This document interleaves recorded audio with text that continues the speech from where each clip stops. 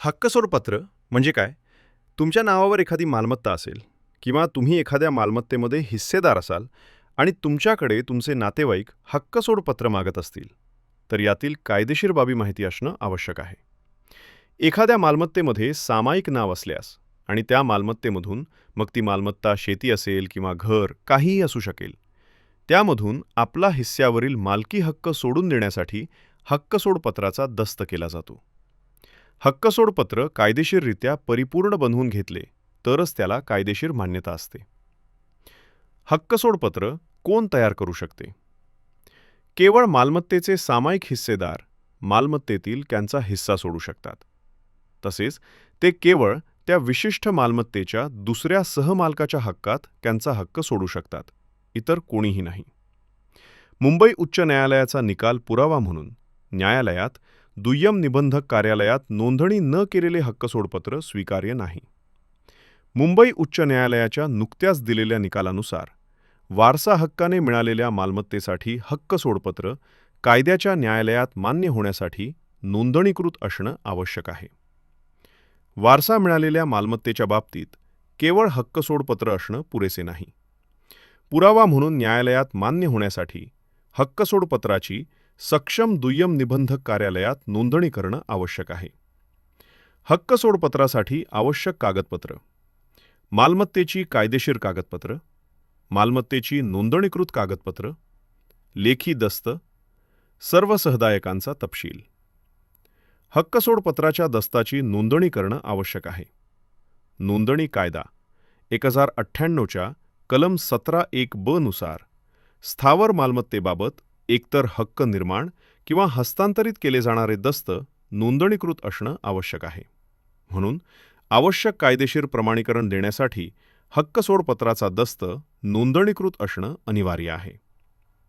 गुजरात हायकोर्टानं 7 जुलै 2021 रोजी सांगितले की ज्या दस्तऐवजाखाली मालमत्तेवरील अधिकार सोडला जात असेल, अशा दस्ताची नोंदणी कायद्याअंतर्गत औपचारिकपणे नोंदणी करणं आवश्यक आहे. हक्कसोडपत्र तयार करताना लक्षात ठेवण्याच्या गोष्टी: 1000च्या नोंदणी कायद्याच्या कलम 17 अंतर्गत स्थावर मालमत्तेचा हक्कसोडपत्र तयार करणं अनिवार्य आहे. हक्कसोडपत्र 2 साक्षीदारांच्या उपस्थितीत तयार केले जाते. सर्व संबंधित पक्षांनी कागदपत्रावर रीतसर स्वाक्षरी करावी. हक्कसोडपत्राचा दस्तावेज पैशाच्या मोबदल्यात किंवा त्याशिवाय तयार केले जाऊ शकते. शेवटी जेव्हा सहहिस्सेदाराला त्याचा तिचा हिस्सा दुसऱ्या सहहिस्सेदाराला हस्तांतरित किंवा सोडायचा असेल, तेव्हा हक्कसोडपत्राची आवश्यकता असते. हक्कसोडपत्र कोणाला करता येते? ज्या व्यक्तीचा ठराविक मालमत्तेमध्ये हक्क आहे, त्याच व्यक्तीला हक्कसोडपत्र करता येते. वारस हक्कानं आईवडिलांच्या मालमत्तेमध्ये मुलींना देखील वाटा शासनानं कायद्याप्रमाणे असल्याचं नमूद केले आहे. त्यामुळे मुली त्यांचा हक्क घेतात किंवा हक्कसोड प्रमाणपत्र देऊन शासकीय कागदपत्रांवर सही करून देतात. हक्कसोडपत्र हे आपल्या हिश्श्याच्या काही भागाचे किंवा संपूर्ण भागाचे करता येते. मालमत्तेच्या वाटाघाटींमध्ये हक्कसोडपत्राचं महत्त्व: शहरी आणि ग्रामीण भागात दोन्ही ठिकाणी मालमत्तेच्या खटल्यांमध्ये हक्कसोड प्रमाणपत्र तयार केले जाते. एखाद्या मालमत्तेमध्ये हिस्सेदार असतील तर ते त्यांचा हिस्सा सोडत असल्यास त्यांच्या नावे हक्कसोड प्रमाणपत्र देतात. त्यानंतर वंशपरंपरागत मालमत्तेतील त्यांचा काहीही हक्क नाही असा त्याचा अर्थ होतो. एकदा नोंदणीकृत पद्धतीनं हक्कसोडपत्र दिल्यानंतर मालमत्तेतून हक्क सोडलेल्या व्यक्तीचा वडिलोपार्जित मालमत्तेमध्ये कोणताही हक्क उरत नाही. एखादी व्यक्ती हक्कसोडपत्र रद्द करू शकते का? जर हक्कसोडपत्र करून देणाऱ्याची हक्कसोडपत्र मिळवण्यासाठी फसवणूक केली गेली असेल किंवा त्याला हा हक्कसोडपत्र करण्यासाठी भाग पाडले गेले असेल किंवा त्याचा प्रभाव पडला असेल, तर हक्कसोडपत्राचा दस्त सक्षम दिवाणी न्यायालयामार्फत रद्दबातल केला जाऊ शकतो. हक्कसोडपत्र रद्द करण्याची कालमर्यादा हक्कसोडपत्राचा दस्त केल्यापासून 3 वर्षांच्या आत हक्कसोडपत्र रद्द केले जाऊ शकते. त्यासाठी सक्षम दिवाणी न्यायालयात दावा दाखल करून दिवाणी न्यायालय पुराव्याअंती व सुनावणीनंतर बेकायदेशीर झालेले हक्कसोडपत्राचा दस्त रद्दबातल करू शकते. कोणत्या प्रकारच्या मालमत्तेमध्ये हक्कसोडपत्र केले जाऊ शकते? केवळ वारसानं मिळालेल्या व ज्या मालमत्तेमध्ये हक्कसोडपत्राचा दस्त करून देणाऱ्याचा हिस्सा असेल असा सहहिस्सेदारच मालमत्तेच्या बाबतीत हक्कसोडपत्र करून देऊ शकते.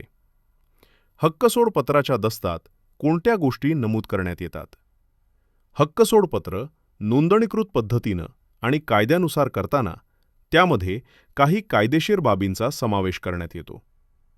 त्यामध्ये पुढील बाबींचा समावेश करण्यात येतो: हक्कसोडपत्र देणाऱ्या व्यक्तीचे नाव, वय, पत्ता, धंदा याचा संपूर्ण तपशील. हक्कसोडपत्र घेणाऱ्या व्यक्तीचे नाव, वय, पत्ता, धंदा याचा संपूर्ण तपशील. एकत्र कुटुंबाच्या वंशावळीचा कागद. एकत्र कुटुंबाच्या मिळकतीचे हिस्सानिहाय विवरण. 2. साक्षीदार व त्यांची नावे, वय, पत्ता याचा संपूर्ण तपशील. हक्कसोडपत्राचा अंमल कुठे होतो? हक्कसोडपत्राचा अंमल 7/12 वर वारसांची व इतर अधिकार सदरी असलेली नावे कमी करण्यासाठी होतो. दुय्यम निबंधक कार्यालयातील नोंदणीकृत हक्कसोडपत्राची प्रत तलाठी कार्यालयात द्यावी लागते. संबंधित व्यक्तीनं सादर केलेले सर्व कागदपत्र आणि तपशील तलाठी कार्यालयात तपासले जातात.